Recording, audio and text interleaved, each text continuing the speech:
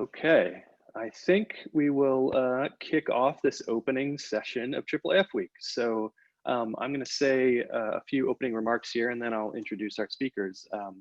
But I also just want to note how odd it is. It's just a little funny to, that we're all getting used to this technology. So it's a little hard. I see that there's hundreds of folks out there in the audience, but I hope you can send some vibes, because otherwise it's still just me in a room talking to myself. Let me share this opening slide that we have to give you some details here. I hope you all can see this opening slide. Is that somebody I can see? Give me a thumbs up. Great. So as I said, welcome to IIIF Week. The International Image Interoperability Framework Consortium has convened this group with the help of a lot of folks in the community. And we've done it as a replacement event for the Boston conference we weren't able to have.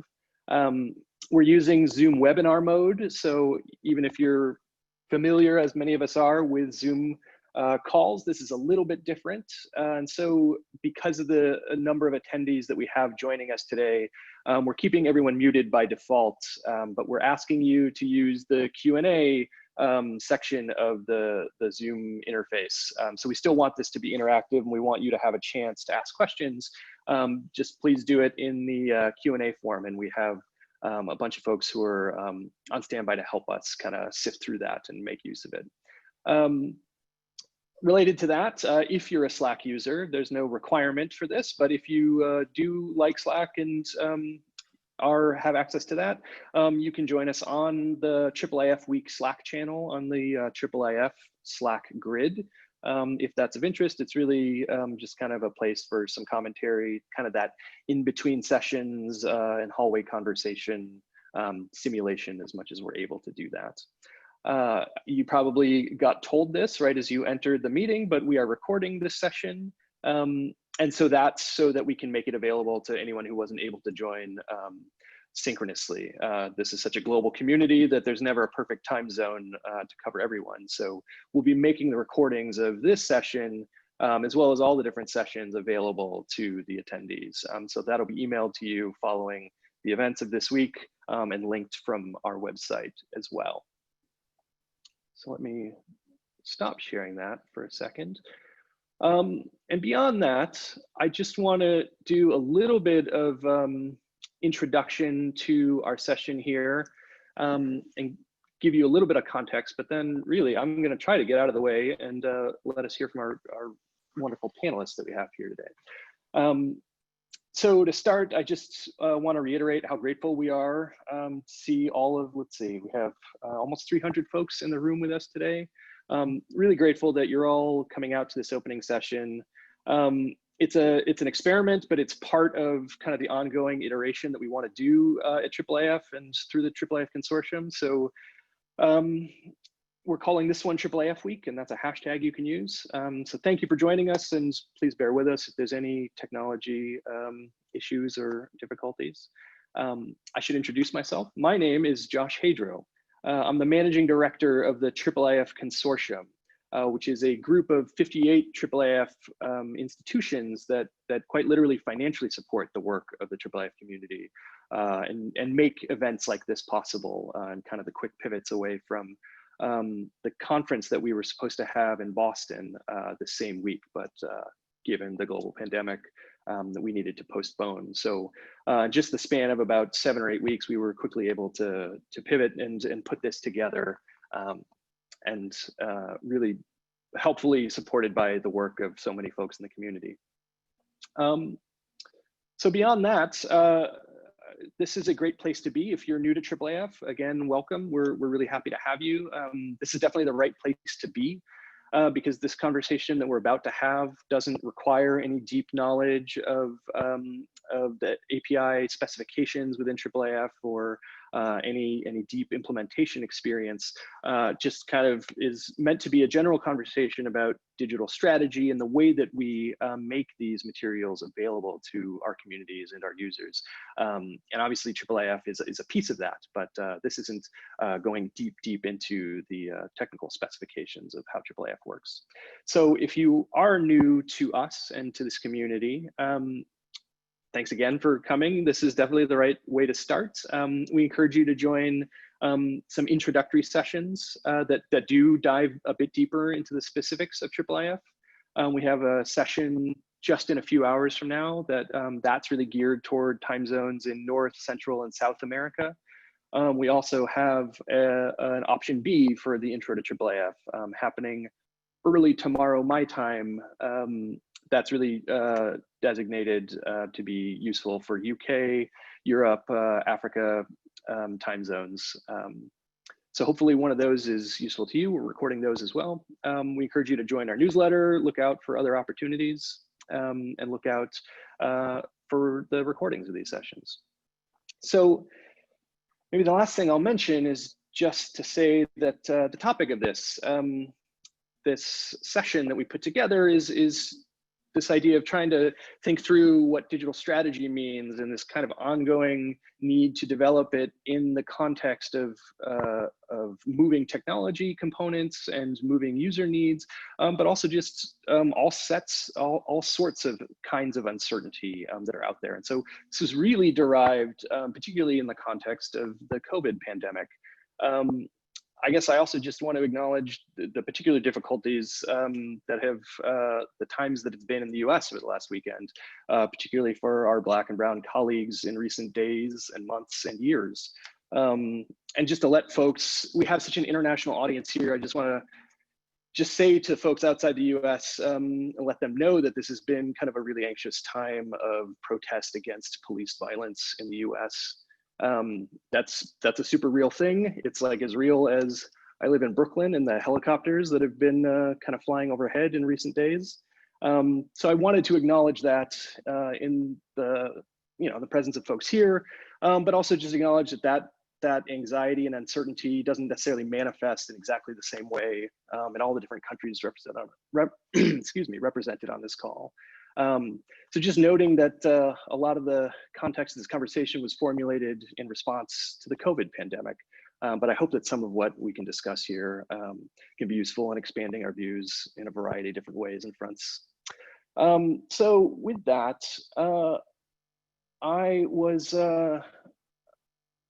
before we get to our speakers, I want to introduce them.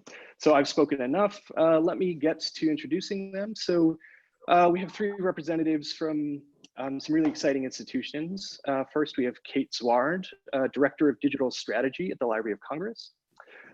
Next, we have Emmanuelle Bermès, who's Deputy Director for Services and Networks at the BNF, the Bibliothèque Nationale de France. And we have Christy Henshaw joining us, who is the Digital Production Manager at the Wellcome Collection. So what we are going to do today is I'm going to ask each of them to give us about 7 or 10 minutes a description of strategy at their institutions and kind of however they want to frame that. And then we'll dive into some discussion and I'll lead some questions and we'll open it up to the audience in just a bit. But I think that order that I just mentioned works. So maybe we'll start with Kate and you can take it away and we'll take it from there. Sounds great. Thanks, Josh. It's so exciting to be here for the intro to IIIF week. We're really glad that you all were able to make the successful transition to an online event. I'm going to share my, start here. Can everybody see my slides? No. All right, we'll get this fixed for you.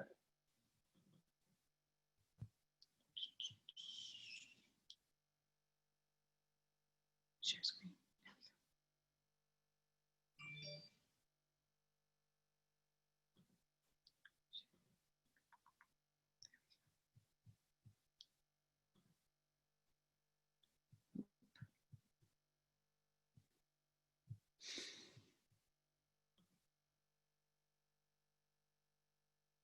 Everybody see it now? Good. Okay, great. As Josh mentioned, I'm Kate Zwaard. I'm the Director of Digital Strategy and LC Labs at the Library of Congress. And I'm just here to talk to you a little bit about our digital strategy and how we've been implementing it.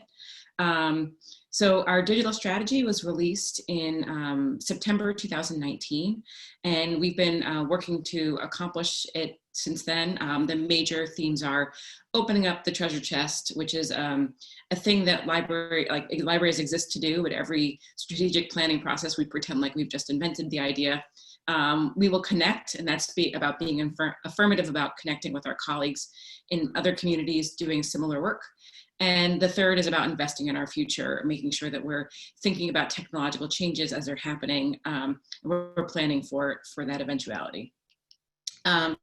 So just a little bit about how we're implementing that, which you can read at loc.gov/digital-strategy. We are using the principles of trust and respect for our colleagues. So the digital responsibilities at the Library of Congress are really decentralized. Social media is in our communications office. Our individual curatorial areas are responsible for their own collecting policies. We have a collection development office that's responsible for general collections policies. And what we want to do is really, we're a 7-person team, and we want to use that 7-person team very strategically. So we have 4 major buckets of work. The first one is vision. And so that's to articulate the agency's vision for the digital strategy. That's the digital strategy itself, but also it's to continually communicate it and update it. So if it's out of line with what's happening in the broader enterprise, one of those 2 things need to be resolved. Either the strategy has to be implemented or we have to have further conversations.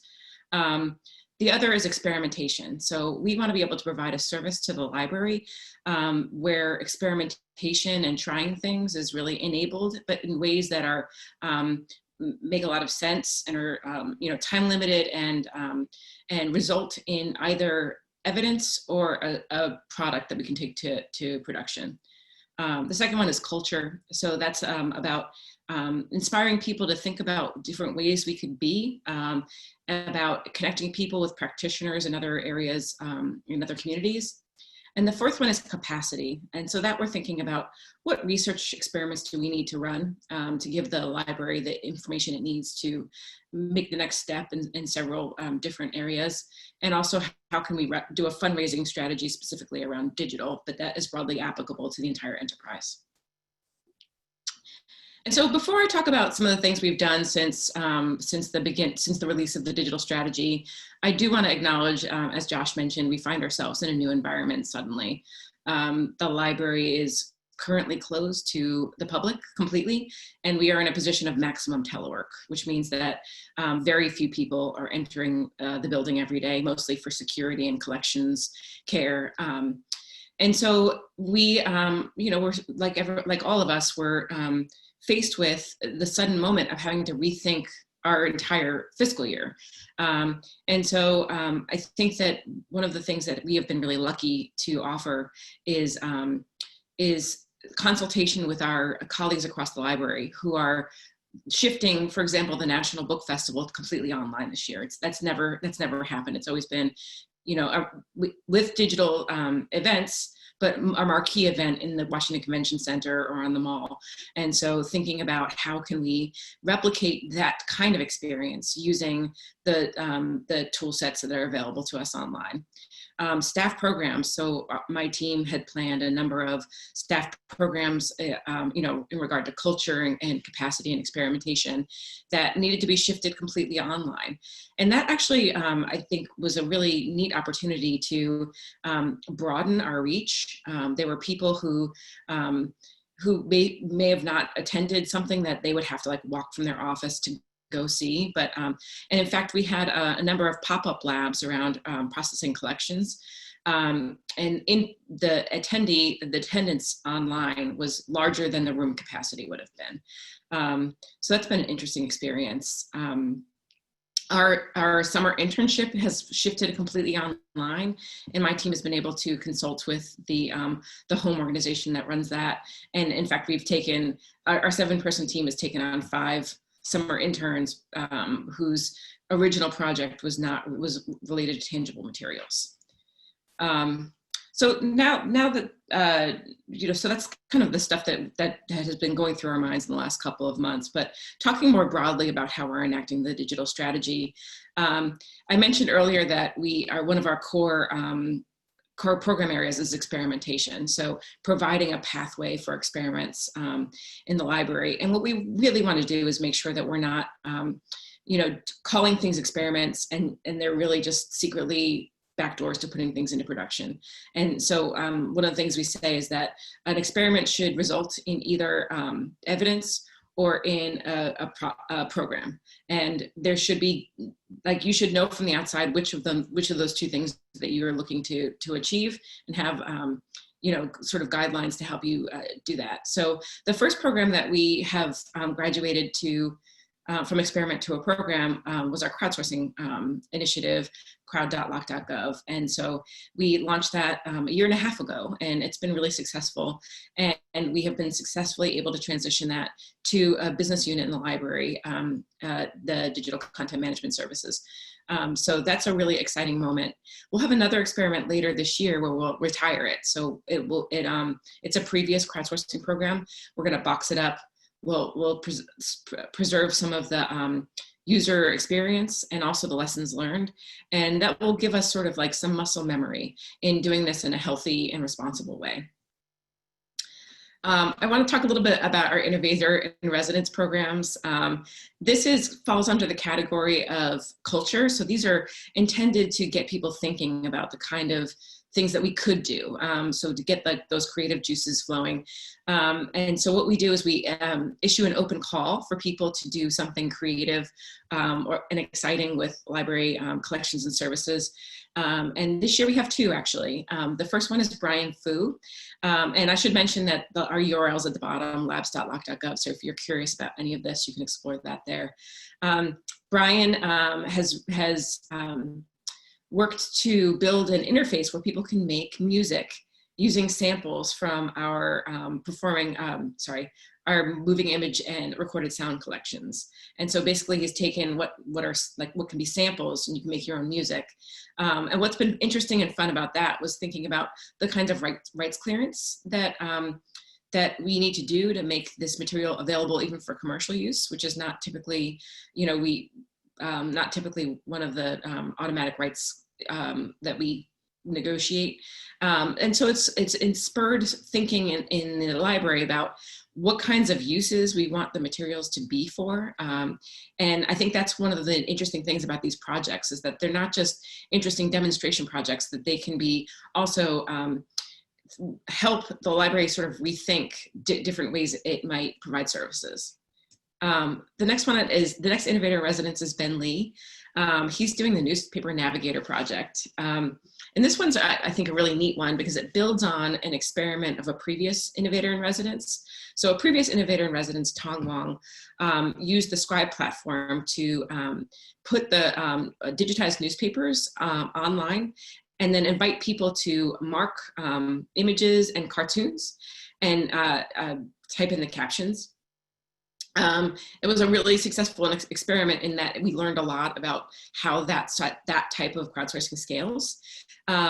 But we were unable to obviously complete the newspaper collection in that time. So what Ben has done is taken the data from that crowdsourcing experiment and done some machine learning algorithms that automatically identifies the images in those newspapers. And so he has a complete set. They're available online, and he is now building an interface that people can use to interact with them. So if you're interested in doing something with newspaper images, please do check out the website because it's a pretty neat collection. Speaking of machine learning, Ben's project is sort of incidental to a separate program that we have going, where we're exploring machine learning and what it could practically offer us in terms of solutions at the library, but also what challenges and ethical considerations and frameworks we need to put into place. And so we've done a few things. One is that we engaged with a summer of machine learning with the University of Nebraska-Lincoln folks to do some actual experiments in terms of machine learning to see how, like what areas of research might be promising, what seems really not worth pursuing at this time. And their report is available on the website as well. We have also commissioned Ryan Cordell to write a sort of a state of the field report, similar to his OCR report, if you guys know about that, which is pretty shortly forthcoming. So look out for that. And the last thing I want to talk about is this a program we're running.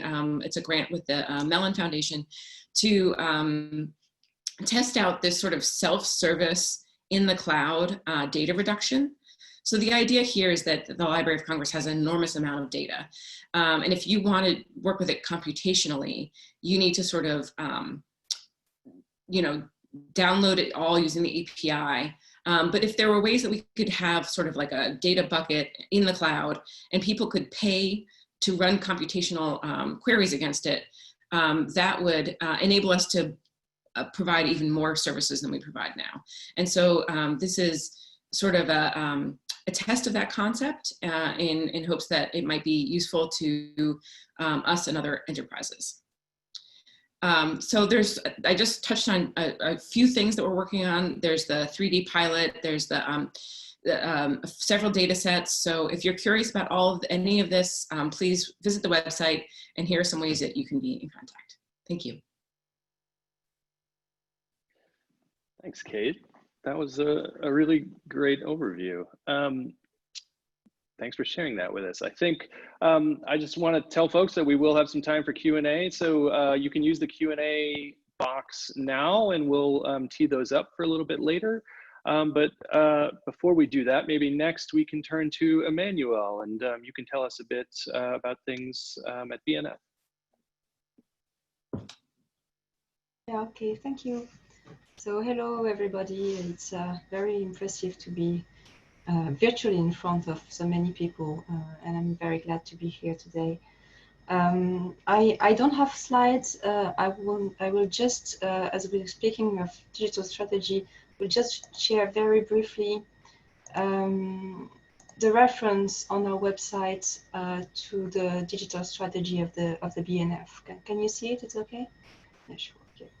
So this is a document. It's a small book, a leaflet that we've created in 2016, but you can download it from the web.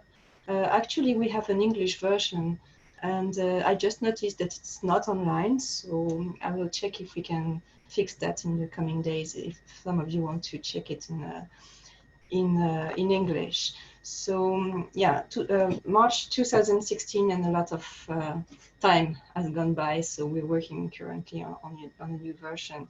But it's still quite valid, especially when you look at how things are organized in terms of the strategy of the BNF. And so the digital strategy, or this schéma numérique, as we call it, is organized according to the main missions of the BNF. So each major mission has its digital equivalent. So we start with collections, emphasizing that we started digitizing very early with the first digitizations at the National Library of France were in the early 90s. And we started mass digitizing in 2006 or 2007. And we also have a digital conversion plan for audiovisual material, of course. And we archive the web since the early 2000s. And we are conducting all our archives ourselves since a few years. So, and of course, as every research library, we also have acquisitions for digital academic papers, digital resources of all kinds, and we also receive digital donations from donators. The second aspect is preservation. We have a digital preservation system. It's called Zwaard. And this system was up and running in 2010. And today it's about 3 petabytes of data and 10 million documents. In terms of cataloging, because we also include cataloging in our digital strategy, although it may seem a little old-fashioned sometimes. But for us, it's also one way of shifting towards the data world and by using new metadata standards. So we try to be leaders in the bibliographic transition in our country and also to be very involved at the international level in standardization initiatives like FABER, RDA, for those who are familiar with the library world. But if you're not, you may want to check our data.bnf.fr website, which was put online in 2011, and data.bnf is, I think, one of the first fully semantic web compliant library websites, using only the data from the catalog, converted as RDF and semantic web technologies to display information about works and authors and concepts in a form that is suitable for the web. So that's one very important step that we've done almost 10 years ago now. Then public development is another aspect of our digital strategy. So maybe some of you know our digital library, Gallica. Gallica holds more than 6 million items, and even more. We have an in-house version, which we call Gallica Intramuros. And it also has copyrighted material in it, and it's only accessible on the premises. We also, of course, have digital exhibitions, education resources, applications. We are very active on social networks. I can say a few words about that later if you have questions. And we also do crowdsourcing. We have a website dedicated to that, which is called Gallica Studio. Cooperation is a very big aspect for the BNF. We are, in France, the National Library has a special role in that area. We are really aimed at providing a network of professionals among the libraries. So one of the form of cooperation, the overall cooperation strategy at the national level is really digital today, but it really has a focus on interoperability, so building a collective digital library. So I mentioned Gallica. The 6 million documents in Gallica are not only from the BNF, they are also from 400 partners. And they are both aggregated using protocols like OAI PMH for those who are familiar with tech. And we also, for some partners, we digitize for them and include the material in Gallica. And since 4 years now, we have a system that is called, well, it's called Gallica Marque Blanche. The idea is to have some kind of vanilla website. So we use the Gallica infrastructure to create a digital library for the partner using his own branding. And it's a very, very successful way of going forward. So we also have a series of international cooperation initiatives, and we have a series of what we call shared heritage websites, some of them bilateral with other partners, like Bibliothèque d'Orient, for instance, Oriental libraries. And we contribute actively to Europeana and to other international initiatives. Of course, we develop more experimental approaches as well. And I wanted to emphasize also, just like Kate did a few minutes ago, our lab initiatives. So we are creating a new structure for services for research at the BNF. It's called the Data Lab, which is not very original, but the idea is that people know what it's about. So the Data Lab is intended to encourage research on digital collections using text and data mining, machine learning, artificial intelligence relating to the digital humanities and things like that. And promoting open data is one of the strong aspects of this strategy. We have a website that is called API and Datasets, so you can access it at api.bnf.fr. And on this website, we document all the APIs to access the data in Gallica and the catalogs. And you also can download some data sets if you want to work with ready-made data sets for your research project. So this is one of the big upcoming things for us in terms of digital strategy. And of course, IIIF is part of this. And finally, our digital strategy also includes a lot of back office applications that make staff life easier and the partners' life easier. I don't have much time to talk about this right now, but if there are any questions, of course, we can discuss that. What I wanted to really emphasize here is the idea that you can mirror every major mission and major activity of the library in the digital world. You always have a digital equivalent to whatever you do. And that's what I call la culture numérique, which is a digital culture in French. It's from a researcher who's called Milad Douai, who invented that term.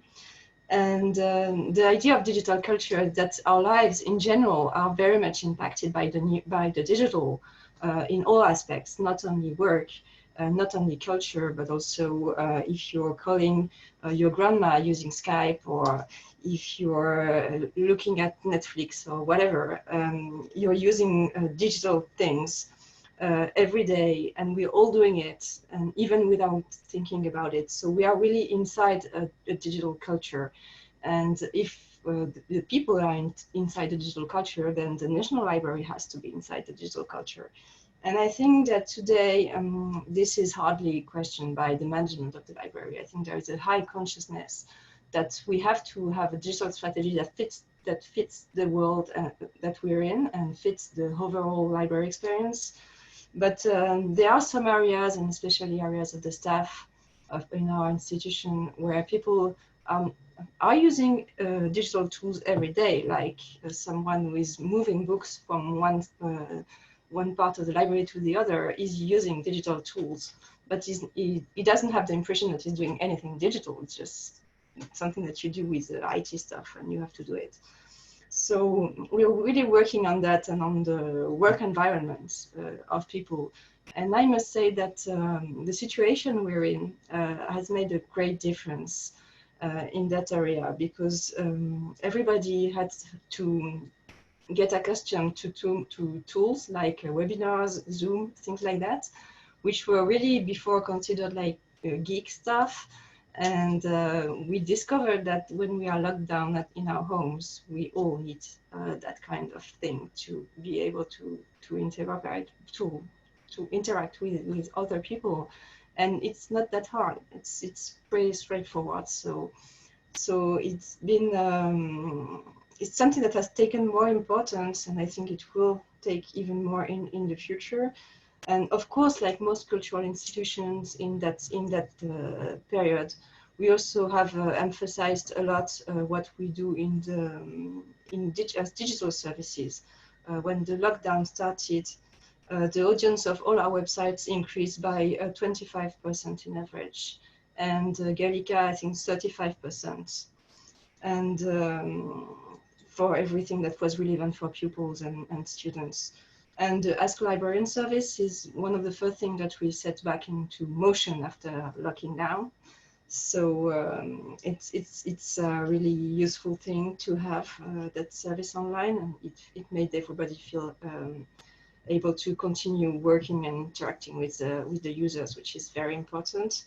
And we also created new things, like on Facebook, we have a series of live events called La BNF dans mon salon, which is the BNF in my living room. And you really have this impression that you're entering the living room of the curator, you know, and he's showing these beautiful masterpieces that are inside Gallica in a very, always using digital stuff. And it really has changed the way we see also the colleagues and the way the public sees us, I think. So I think this will help legitimate our online audience at the same level as the patrons that are coming to the reading rooms, and that's really, really important to me.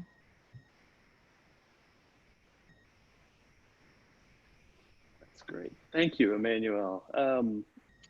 There's a lot to chew on there. In particular, I just keep returning to something you said about that liminal zone of digital and kind of fusing into contemporary culture. And IIIF is such at that spot where at root, it's a linked data standard, but it also feeds so much into the way that scholars and curious researchers and high school students like interact with the user experience of these objects. So maybe that's something we'll return to in just a bit. But a last reminder to put those questions into the Q&A box if you have questions for our panelists.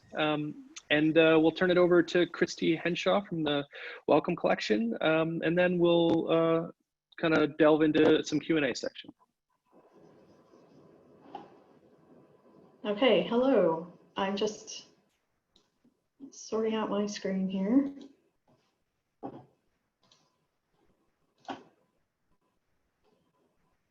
How's that? Okay. I'm going to go ahead and stop my video. Okay. Right, well, thank you so much, Josh, for inviting me to be on the panel. I was really excited to join in. And I'm just going to show you just a few slides, and I'm going to talk to everyone just a little bit about what we're up to here at Wellcome and a few of the things that we're thinking about in terms of coronavirus challenge related areas. So yep, my name is Christy Henshaw. I'm the digital production manager in the digital engagement department at Wellcome Collection. Wellcome Collection is a free museum and library. We're based in London in England. We're part of the Wellcome Trust, which is an independent charity funding medical science and humanities research. We work to improve health on a global scale, and that includes supporting the development of a COVID-19 vaccine, for example. So Wellcome Collection's role as a museum and library is to inspire, engage, and challenge people to think about what it means to be healthy and human. We use both our physical and our digital spaces and our collections of historical medical works to do that. Wellcome Collection is quite small in comparison to national institutions or major universities. We have a few hundred members of staff and around 600,000 visitors per year to our building. Around 30,000 of those visits are to the research library itself.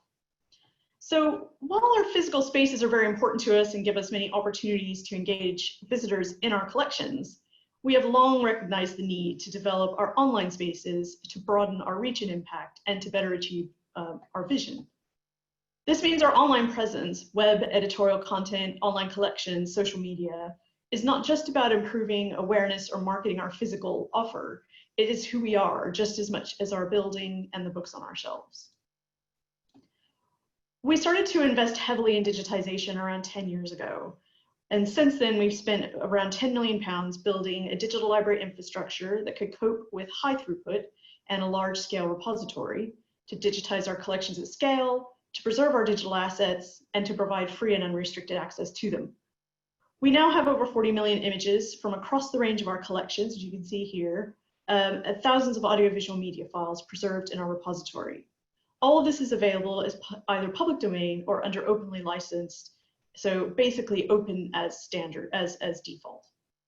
Our current strategy is to digitize at least 2 million images or so per year over the next 5 years.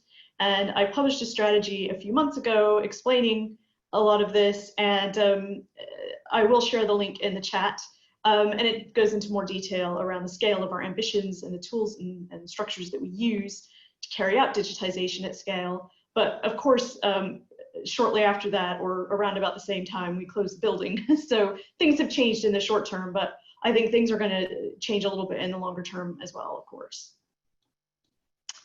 Today, we are well into redesigning our digital access interface with a much heavier reliance on iterative releases and user testing. So we release as we make changes on a continuous basis. We're getting stuck into creating a new user-designed centered discovery interface that taps into a data model we've developed that aggregates data from our catalogs and from our digital object metadata. So we're bringing the digitized and digital kind of collections much more closely together with the physical collections in terms of our metadata and discovery, and linking those things together. In this way, we're able to free ourselves from the limitations of off-the-shelf discovery solutions. We're breaking away from clunky retrofitted workarounds and able to hopefully finally put digital collections front and center. We implemented IIIF about 5 years ago. I wasn't 100% sure. I think it's about 5 years ago. We were building this huge digital warehouse already at that point, but we still only had a little like people door into it. We needed a much bigger door to let in the trucks and the trains and the cargo ships. So IIIF and the other APIs that we use allow us to share our content and metadata. And it has the potential to provide that much broader, deeper, and unrestricted access that we're aiming for. We also need an infrastructure to support that level of access, which is now kind of well beyond what we originally anticipated back when we first started digitization. So in recent months, we moved all of our preservation and delivery and storage and data management infrastructure up to the cloud. So this has increased our capacity to provide greater flexibility in our online services that we can provide, and things like data harvesting, data mining, image comparisons, all kinds of things that would have been very, very difficult to do on our on-premise sort of infrastructure.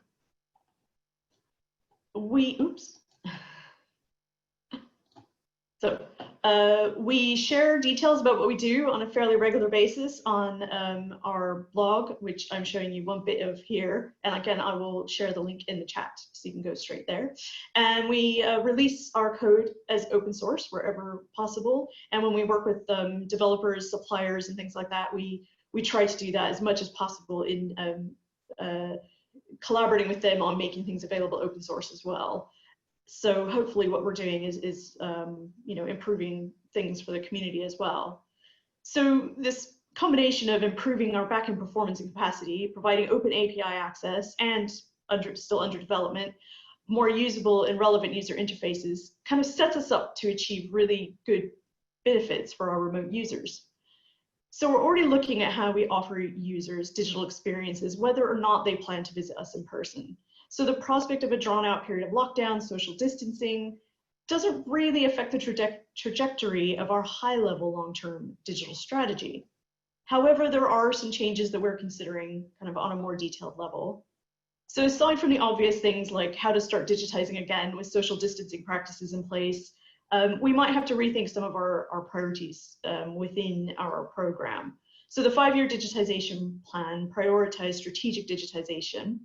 We do carry out some on-demand sort of ad hoc request digitization, but we don't do loads and loads of it. But we might find ourselves with an increased demand for that because people can't come in and view things. So how do we prepare for that? What does that mean for our strategic priorities? What does it mean for our workflow and resource allocation? And we also have issues around rights and then what kind of images are people requesting? What do we do with them afterwards? Things like that, which might become a bit more critical for us to be thinking about. Another thing, as another example, we still only provide access to our Born Digital archives on site using our own laptops. So ironically, access to this digital data is still very restricted, and mostly for very good reasons around data protection, sensitivity, and those other issues. But there may be a stronger case now to prioritize modes of access for Born Digital documents and to work on methods to make restricted content easier to access off-site in a secure way somehow. Hopefully one day we'll even be able to use IIIF for such collections. I hope, fingers crossed. If we have to maintain a much reduced footfall in our research library going forward for X number of months, we might need to consider whether the discovery interface that we're in the middle of designing should include the option to kind of tip the balance towards online access versus request to view physical items. So there are some actual web design things to be kind of pondering and thinking about. And of course, what can we do to provide support for other departments who normally focus on the on-site exhibitions and events in the public museum? Where are some areas where the digital engagement team, digitization, digital infrastructure, digital platform, what are the kinds of things that we might be called upon to do, and how can we kind of prepare for that? And there are lots of creative ideas we could come up with to provide remote access to our non-digitized collections and new online experiences. But I think I reflect the team as well when I say it's probably a bit too early to have a really good idea as to what the real impact this present situation will have on our way of working. Any developments we do make to our service and tools needs to be supported by inquiry-led and evidence-based decision-making. So we're not coming up with solutions to non-problems or making incorrect assumptions about what our users actually need and want. That takes time, and we don't want to rush into changing things unnecessarily. And but saying that, we know that we do have some things that we're going to be likely to change or shift of emphasis or bringing prioritizing things in a different way. So we'll be seizing this opportunity really of greater emphasis on digital to learn and adapt and to make our services even better in the long term, as well as accommodating the changing needs of today. So that's it from me, and I'm happy to answer any questions that you might have later on.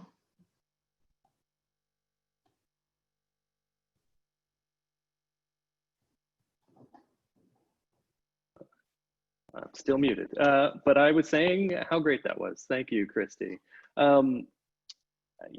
It's always, I shouldn't call out lines, but that line about a people door versus a car truck door is such a wonderful metaphor for engaging with digitized collections.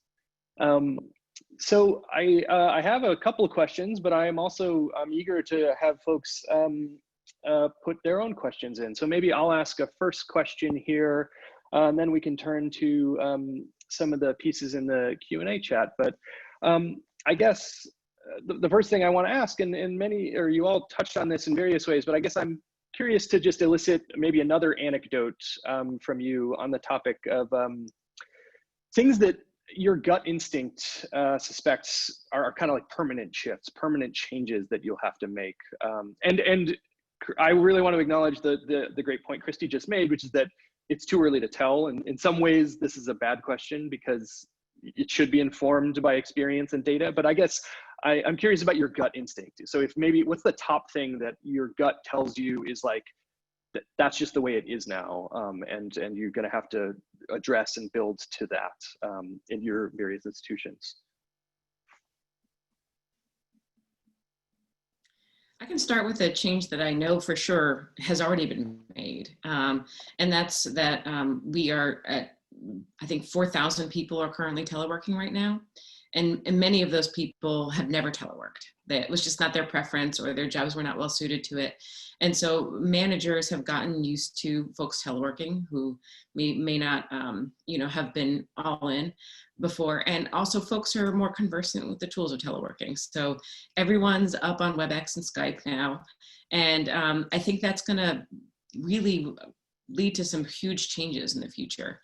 I think also that, the book festival being online this year only, I think the folks who run the book festival were really excited about using this as an opportunity to connect with people from outside the DC region. They've been putting more and more resources towards online events, like they have the book festival presents, which are sort of live streamed, but now this gives them the opportunity to shift their thinking completely. And I think that we'll emerge from this in a different library, and for some ways for sure for the worse, but there'll be other ways that are for the best. Yeah, I totally agree with you, Kate. I have the same impression. The remote work has changed a lot of things for the people who were not accustomed to that. Some have started it completely. And, I think one important thing that has happened during this crisis is that we've been overwhelmed by the human aspect of what we're doing every day. And that we don't even think about, like taking the elevator with colleagues or drinking coffee or things like that. And suddenly we missed all that. And we were trying to find some ways to fix it. And at the BNF, we had a small group of people who started to do a webinar for the staff.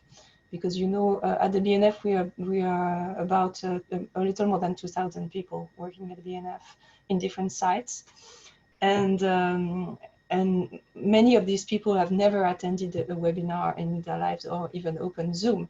And 10 days after the lockdown, we organized the first webinar, and we thought, okay, if we have 30 people, that will be fine. And there were 200, so it was really overwhelming, and we continued this day after day, week after week, And people are really eager about it because they see their colleagues. It's not a webinar like this one, as we don't actually have a camera view on the participants, but among the colleagues of the BNF, we do, for those who turn on their cameras. And it's important because people just see each other like they would do if they were in the building. And also, it's a very different sensation. I don't know what impact it will have on the international conferences. I think we really have to think about that as well. But it's not the same thing to have a presenter on a distant stage away from you and to have him like just on your screen right there, as if he was in your living room. That's the point of the BNF in the living room I was citing before. And the digital, as it used to do in other areas like crowdsourcing, it evens the relationships between people. It lowers the barrier between the presenters and the people in the room. It makes it easier to ask questions. The webinars are much more interactive than the same sessions that we would have done in the auditorium at the PNF. So it changes really the relationships between people by enabling things that were not possible before, and also making us see the real value of things that we are missing, and we will have back in a few days or weeks, hopefully.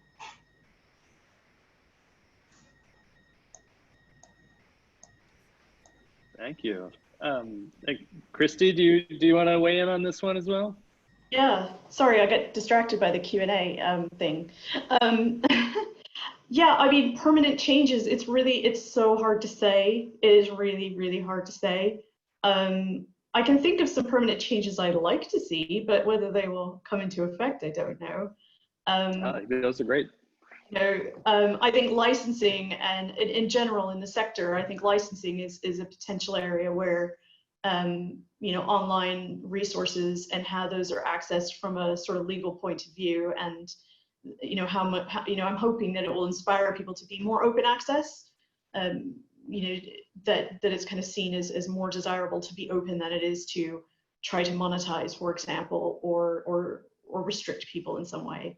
But in terms of like the way that we do things, I can kind of see some hints, but you know, I'm really not too sure. I think the remote working definitely, but we did quite a lot of that before as well. So yeah, I'm not too sure. Right.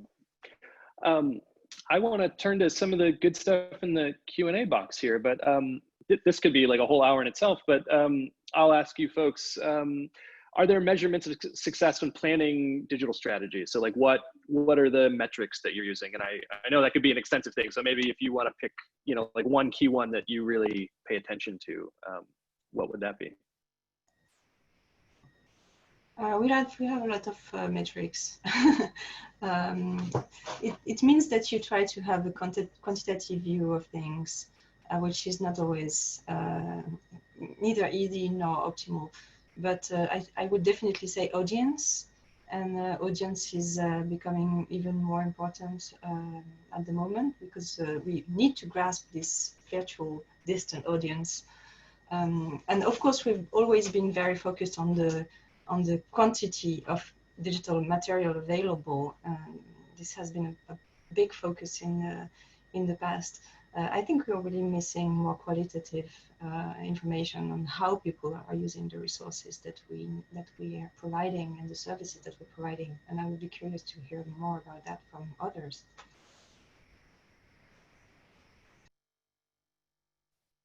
As both a library and a federal agency, we collect a lot of metrics. There's a lot of work that goes into reporting and counting and sharing.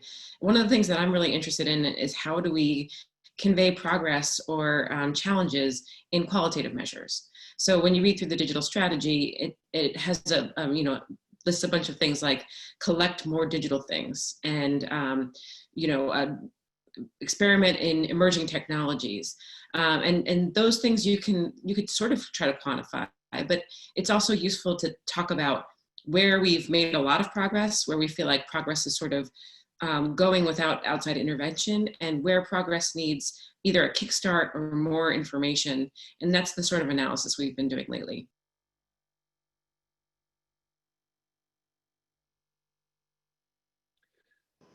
Thanks, Kate.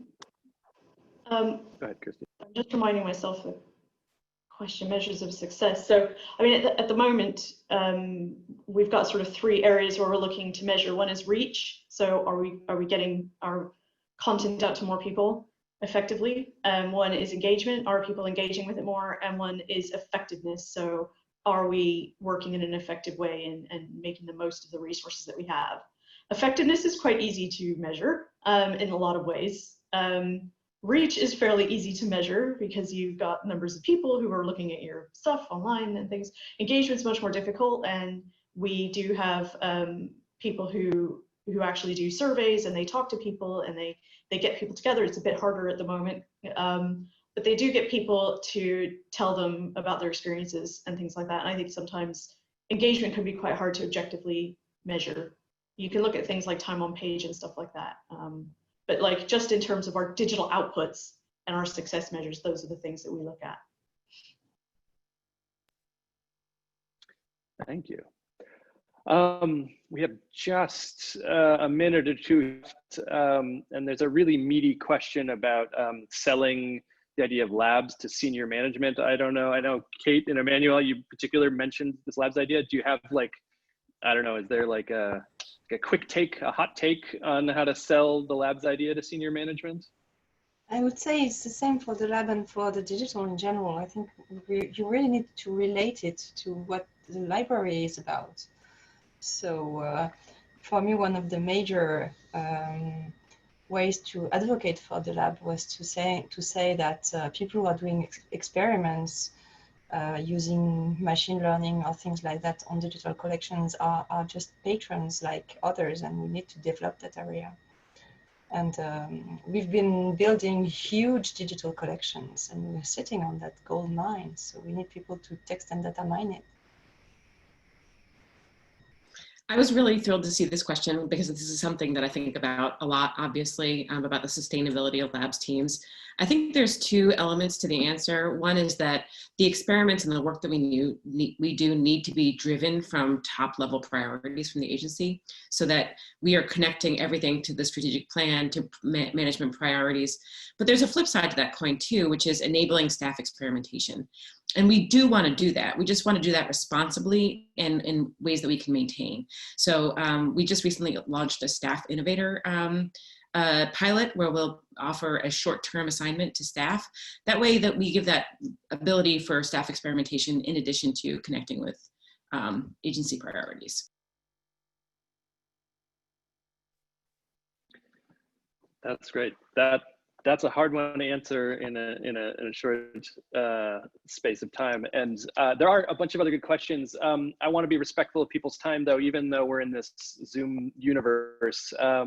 People have other meetings. So I think we're going to call it there. And hopefully, if you have these other questions, please keep joining us at other sessions. Come chat with us on the IIIF Week Slack channel. And I really just want to say a last thank you to our panelists. So Kate, Christy, Emmanuelle, really appreciate taking the time and joining us and talking this through. And thank you to everyone who joined us today, both in person here for the great questions. And if you're watching this on the recording, whenever that is, I appreciate it. Thanks for taking the time. And everyone, please take care, stay safe, and join us for the rest of IIIF Week. Thank you, Josh. Thank you. Thank you, Josh. All right.